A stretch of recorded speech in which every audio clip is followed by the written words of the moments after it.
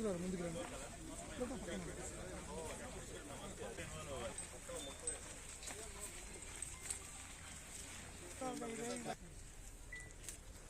మాకు కొంచెం మాకు కొద్దిగా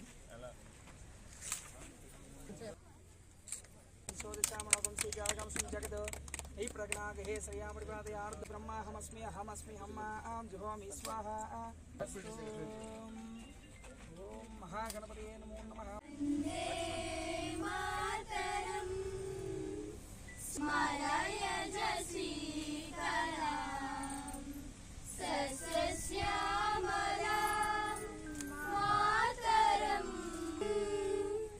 सुप्रज्योत्स्ना पुलकितकुसुमिता अशिनी वन्दे मातरं वन्दे। అవగాహన కార్యక్రమానికి మరి ఈనాటి కార్యక్రమం అనేది మనకి అనేది ఈ వైల్డ్ టాయిలెట్ పెట్టుకుంటున్నాం చూపించుకోవాలి అందరికి జనాలందరికీ చాలా ఇదిగా ఉంటది ఆత్మగౌరవం ఆటల బయటికి వెళ్ళి దాని భారలక్ష్మి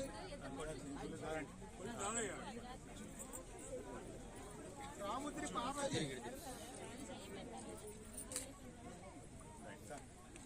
కూర్చోవాలి అమ్మ కూర్చోవాలి ఒక్క నిమిషం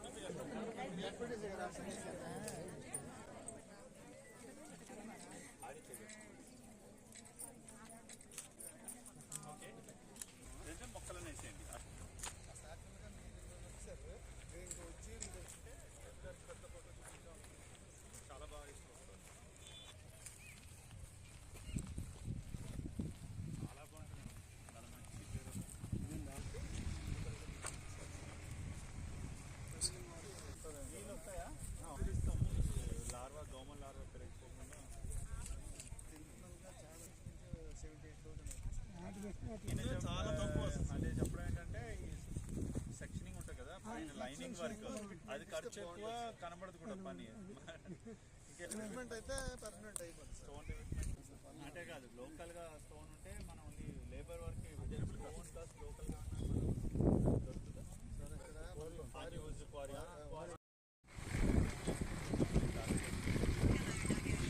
జన్మ సుకృతం అనిపిస్తుంది. ముఖ్యంగా అండ్ రోడ్డు పక్కనే ఉంది మీ ఊరు. రేపొద్దున ఎవరైనా గౌరవ ముఖ్యమంత్రి గారు కానీ డిప్యూటీ సీఎం గారు కానీ లేదంటే ఎవరైనా రావడానికి చూపించడానికి ఒక ఆదర్శ గ్రామంగా చేయడానికి అనుకూలంగా ఉన్నటువంటి గ్రామం ఇది. చాలా ముందడుగు మీరు ఆల్రెడీ వేసేశారు. ఇందాకే మన గిరిజ శ్రీలక్ష్మి చెప్పారు.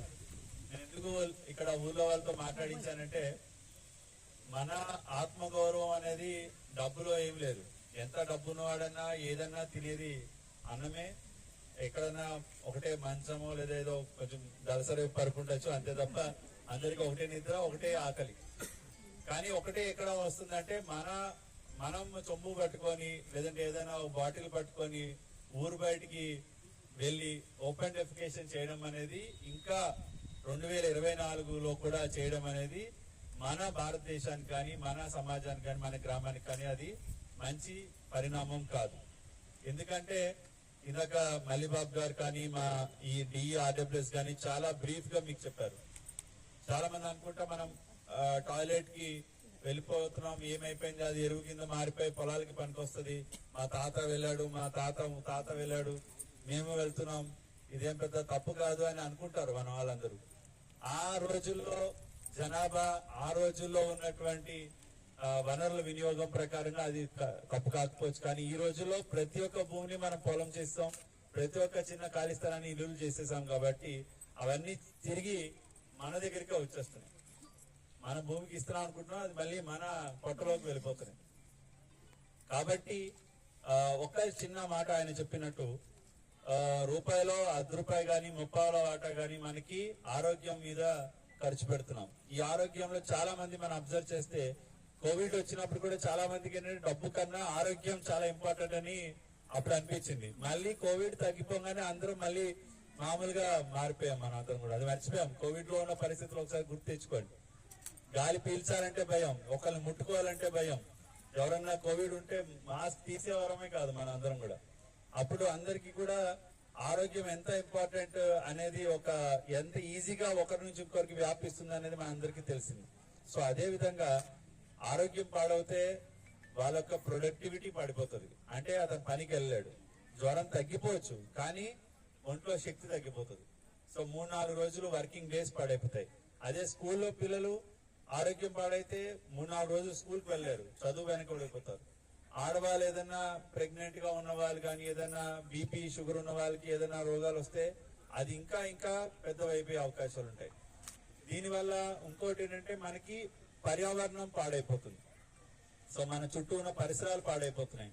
మనకి డయేరియా కావచ్చు, నీటిలో కనుక చేరితే ఈ ఫీకల్ మ్యాటర్ ఏదైతే ఇది ఉంటుందో అది కనుక నీటిలో చేరినట్లయితే మనం తాగడం వల్ల మనకి లేనిపోని రోగాలన్నీ వస్తాయి. చాలా మటుకు ఈ మధ్యన చూస్తే ముఖ్యంగా గిరిజన ప్రాంతాలు అన్ని చోట్ల ఈ సమస్యలు ఎదుర్కొంటూ ఉంటాం.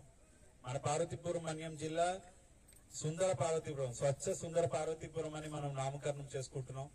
అన్ని గ్రామాల్లో కూడా స్వచ్ఛతని, అంటే స్వచ్ఛత అంటే బయట నుంచి ఎవరు తీసుకొచ్చి స్వచ్ఛత ఇవ్వలేరు. స్వచ్ఛత అనేది ఒక ఇంటిలో మొదలవ్వాలి.